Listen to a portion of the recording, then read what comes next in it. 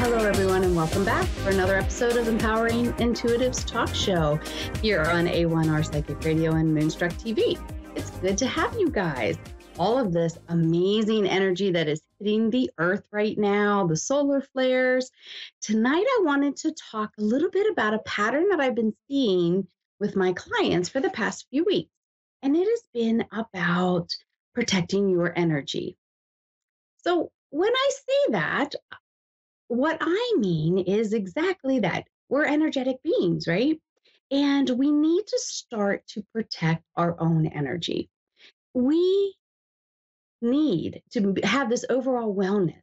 It is vital that we protect our energy for our physical and our mental health.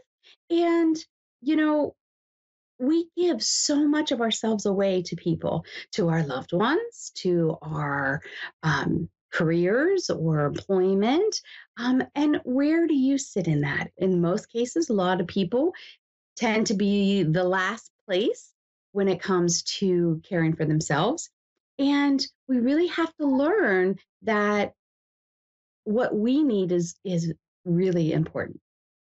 So I wanted just to talk a little bit about how you can be empowered to take care of yourself. And this helps with body, mind, and spirit. Sorry, I have little Remy here who wants to cuddle. So we get to see him on this for right now. Puppies.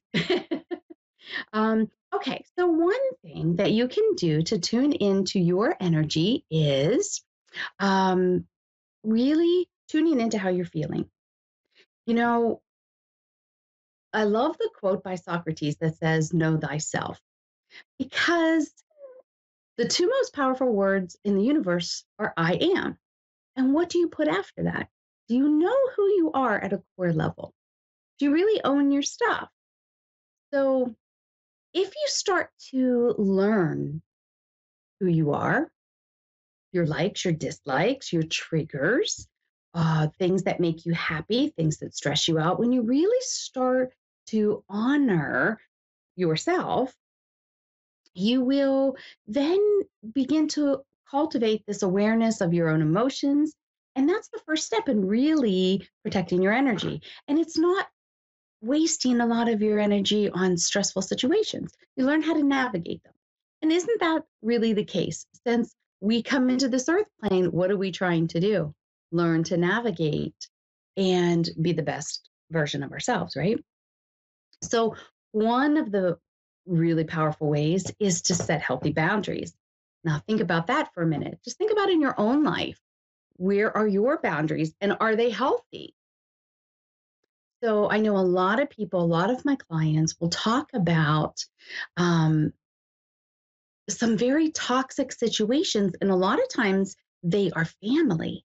And because they are blood, people think that they just have to deal with it.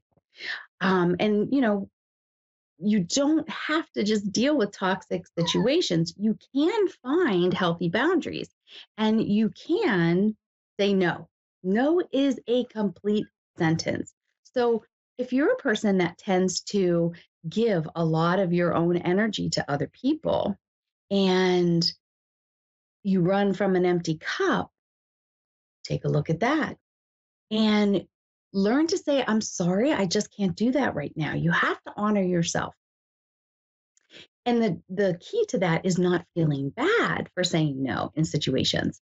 You know, I have so many people that I talk to that um, won't tell anybody no. They will do whatever they can do. And I'm not saying not show up for people in your life and to be charitable and to do things for other people. I'm not saying that at all. What I'm saying is if you really are not in a space to give anymore, you can say no and be okay with that. And that is a form of self love and protecting your own energy. Because what happens if you don't? If you just keep giving and giving and giving, what happens? You become extremely stressed. Your adrenals are overstressed. Your cortisol levels goes up. You end up gaining weight. You end up um, shifting diet to probably not so healthy, or you're just grabbing and going. And that can in turn affect your emotions. A lot of time it affects your sleep, but it affects your overall health and well-being. Okay. Another great thing, and this is one thing that Spirit has really talked to me a lot about, is about mindfulness and limiting your exposure to negativity. So, this is about policing your thoughts and your intentions.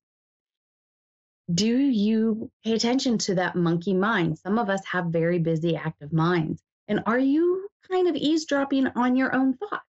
And what are you saying to yourself?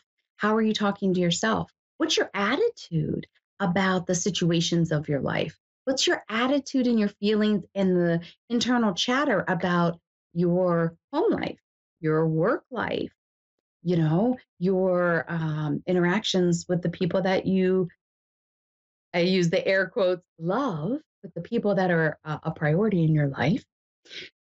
What do you say about those? If you get invited to go to an event, and are you just saying, "Oh, I don't want to go. I don't want to do this." And then you end up going anyway.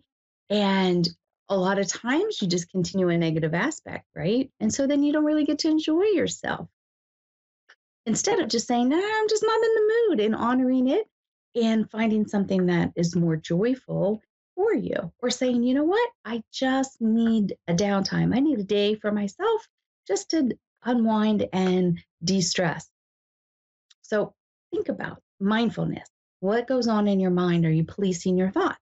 And one thing that you can do is, if you start to notice you're that Debbie Downer and your thoughts and your words are very negative, start to ask your divine team to help you. Ask them to help point out to you in the moment when you're speaking that way to yourself. I personally have done that, and it's fascinating that they will step right up to help you because they want you to get this. They want you to be in a more blissful, positive mindset, because that protects your energy, that it protects your immunity, your overall health. Another great way for you to protect your energy is to find your happy place. And you can do this through visualization. And I'll give you the example of one of my happy places would be the beach. So I can literally close my eyes and feel that sun on my face, smell that ocean water, listen to those waves. I've been at the beach so many times in my life that I can bring it up just like that, right? So find a place that's your happy place. It can be anywhere. Um, and close your eyes and take a few deep breaths and just imagine being there. Another great way to find your happy place is if you find a place that you really love. So I have so many places, but I'll give you an example of Sedona. I love Sedona, Arizona, and the energy there. So, I have several rocks from there that hold that vibration. So sometimes I just hold that rock in my hand, and it just seems to teleport me right to that space. And again, I can close my eyes and smell the desert and feel the warmth of the stones and all of that. So learn to be good at visualizing, um, because it really does recharge your battery. You just won't believe how amazing that can do that for you. The other thing is to be aware of your triggers. Protect your energy from the wasting effects of anxiety and stress. So instead, find some positive things. So, one, you could jump to your happy place if you can't avoid a stressful situation. Let's use an example of maybe you're at work, you have issues with coworkers, and there's a lot of struggle. So, how can you do that? You have to work, right? You have to learn to police your own thoughts about the situation. And here's another great example. Now, remember, we're all um, energetic beings, and our minds are very powerful. So if we're policing our mind, and how many of you out there have heard this from a coworker? "Oh, I hate this job. I don't want to go to work tomorrow. I just don't want to be here."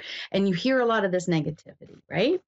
Well, doesn't that ripple out forward to the quality of work, the atmosphere of your work environment? That tends to bring that energy down. And that can be overwhelming to be in those situations, especially if there's more than one person that's on the bandwagon. it will ripple out and you will create more of a negative, toxic environment to be in.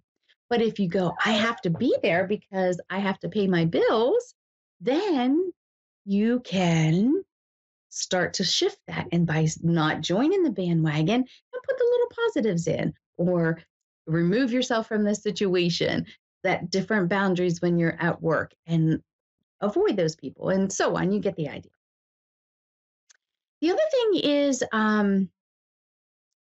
if you really know that you're going to be triggered by a situation or a person. So let's say, for example, in your family, get big gatherings stress you out and they are triggers. Maybe you get social anxiety. Maybe it's a particular person because they are just such a wonderful mirror to help you shift, but it triggers you into a negative emotion every time you see them or talk to them.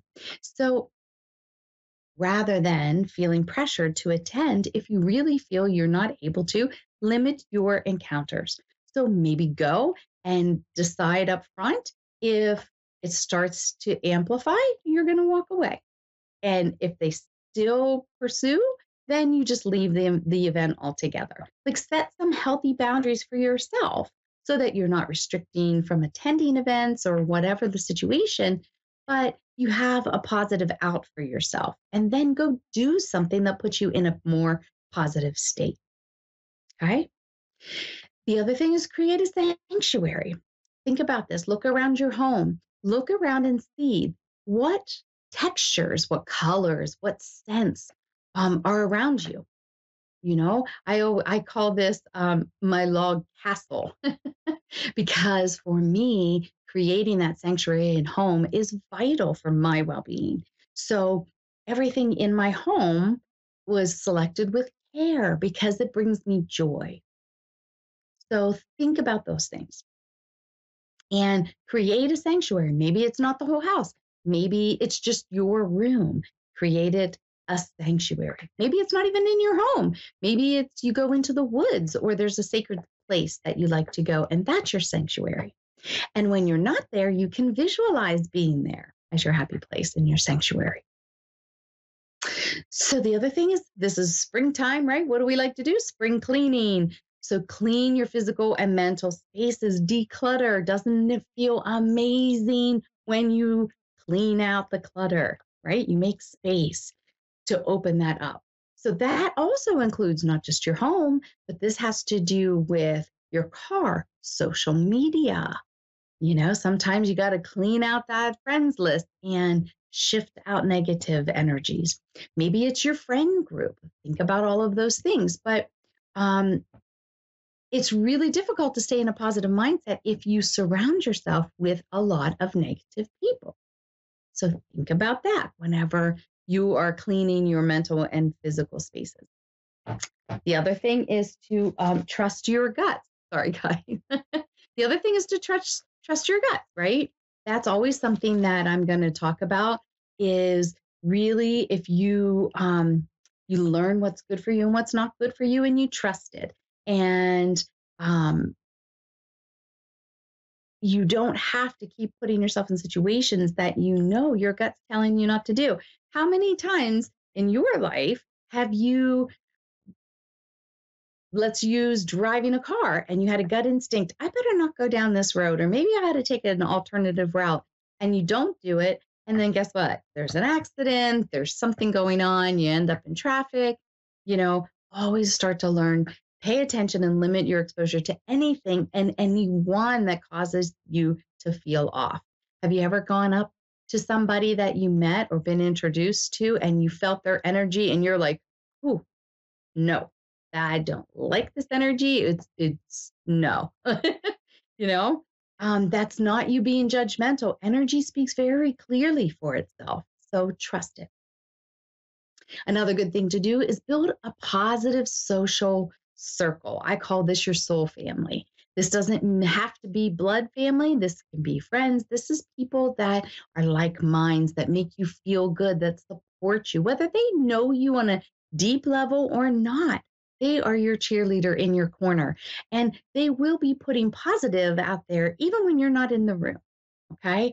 So, and gravitate towards those people. Find activities where like minds hang out. This is why church is such a big thing for many religions, because it's like minds coming together for a single purpose, or just to learn and to um, grow together. So it doesn't have to be church. It can be anything, any activity you enjoy. You want to go hiking, you want to go learn a sport, an activity, anything. Find your social group that really supports you, your vision, your energy. In the new age community, we talk about your vibe. You go where your vibe is. Um, and you have to just learn to trust that. Um, the other thing that is I love to do is um, I don't like to use the words build a wall, but I call it a barrier of divine love. And what do I mean by that? So, one very positive exercise that you can learn to do is learning how to sense your own energy, learning to feel your own aura, and working in partnership with the divine. And so, one thing that I like to do, and there's a meditation, Twin Heart by Master uh, Stephen Coe. And he does this meditation, Twin Hearts. It's really a great meditation to help you visualize. And that's what you're going to do when we talk about this barrier of divine love. It's really powerfully visualizing. So basically, what you will do is you would close your eyes, and I picture a column of light, and you can picture it very small and expand it out. So until you're completely engulfed in it and it's completely around you. Okay. I picture my crown, my top of my head, we call it the crown, opening up. And that's where the column of light comes from the divine. It comes down through me, out my feet, into the core of Mother Earth. And Mother Earth sends the energy back up to the divine. This is your channel. Okay. This is your divine channel. And it has all kinds of beautiful white colors and gold colors coming up from the earth, white down from the divine. And it just has, for me, I visualize like almost like a rainbow colors, not of this earth. Like it's sparkly and just so luminous. And that just expands out, expands out, expands out until you're in it. And you can learn to do this very quickly. I just literally close my eyes and I just picture the column right beside me and I step right into it. So, but you can play with however you want to do this. And maybe you want to do it a different way. And there is no wrong way to do this. It's about visualizing it. And the key to visualizing this is that the divine sets this column and supports this column, right? So the light and the divine energy and that barrier protection is from the divine. Okay. It's like a force field. Some people picture it as a bubble that is up and around them. And it kind of is almost like a bubble, I guess. But you can, I'm hearing shields up. And so some people may literally picture, off of Star Trek where they stood on that circle of white light and then they were beamed up. You can think about it like that, whatever way you wish to do it. But the key is that the divine sets that energy and it protects you. So if you do get around a lot of negative people or people are sending that negative energy to you, it comes into that barrier and gets transmuted back into the light. It doesn't come within you and within your own auric field. And so that's how you protect your own energy, if that makes sense. So play with that. I really, really love that. And it really is a way to block out all negative vibes. It helps block people talk about, you can pick up a lot of negative entities or energies, low vibing spirits and things like that. And this can also help protect it, but you need to set it mindfully every day. It isn't a once and done forever. You have to continuously envision yourself within that column of light or bubble of light or force field of light or whatever you wish to call it. Another thing is stop giving your energy away. You have to love yourself first. You have to fill your own cup before you give to other people. And that is really opposite of how we're conditioned in this world, at least for the most part. I'm generalizing here, but you know, um, we've been conditioned um, to feel that we're a good person if we're doing for our spouse and our children, and we're doing for all these people, and we're giving enough to our church and the community and to our employment and all these kind of things. But it doesn't equate you're a good person for caring for yourself. And I don't know about you, but I was never trained how to care for myself. It was always about being in service to others. So it's always a balance, of course, but you really need to follow the mindfulness and the really understanding where you sit with what you are doing for yourself and what other people um, and what you're doing for other people. Here's another interesting thing that really protects your energy. Remember, we are consumers and we are consuming everything that we hear, we see, we touch, and experience. So, one thing to help protect your energy is controlling your ego. Where are you spending your energy? And how much energy are you spending on that? So, let's give, and this is something that you're really going to have to think about and be honest with yourself about. Um, so, some pieces of this are challenging because it may be part of your personality. For example, um, and again, this is a generalization, that Virgos tend to be perfectionists. And so, people that want to have a perfectionist kind of life um, maybe aren't always being authentic. Ooh, now that's a hot button. I didn't mean it quite like that. Do all the Virgos calm down?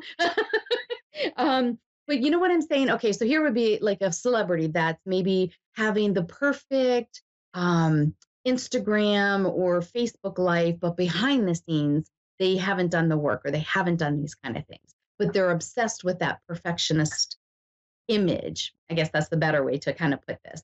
Um, and and that in and of itself is really just feeding the ego. So we have to get our egos in check. We never get rid of our egos. That's part of the human experience. But um, you can take it to those kind of toxic levels, if you will, and that can affect your energy because you're spending so much time and effort there instead of really working on yourself, learning to stay grounded and balanced and all those kind of things. Don't let your ego run your mouth, right? Because if you're putting a lot of negativity and things out into the world, that also tanks your energy. And any situations, so find a balance. And I like where they talk about, what other people's opinions are of you are none of your business. And that's really what we have to learn to appreciate is that we just need to show up as our authentic self. Like it or lump it, we all have positive and negative aspects, and we're all shifting through and learning about ourselves in multiple ways. And it's all okay. It's all beautiful. And that's the beauty of being human, right? Or the struggle of being human, however you want to look at that. But find balance with your ego, and that will help you keep a higher vibration. It will help you have more positive energy as well. Some other things that people like to do, smudging. I love smudging. I think it's a wonderful way to remove negativity. It can help you feel more calm and centered. It cleanses, it purifies. I love coming home, especially from like large gatherings or really like busy places, like I'll say like a concert or just so much energy. I just want to come home and change my clothes and just kind of stage my energy, my aura. I just stage my whole body and it just feels amazing because it feels like a reset. If you can't sage, I mix up sage water. You just put the sage in water, and there you be, and spray that down. You will notice a palpable difference. And then that way, if you're overly stressed, if you're, like if I have a patient that comes in that really aggressive or something like this, I can sage the space and sage myself, and it kind of helps reset and just take it all down. Another great thing that a lot of people like to do is work with crystals, and I do love working with crystals. I think they're just such a powerful tool that we can utilize. And so, a couple real quick that are great would be selenite. I love those. I love the selenite lamps. They just give a warm, calm, centering, peaceful energy. They also clear negativity. They can clear other stones. So that's really great.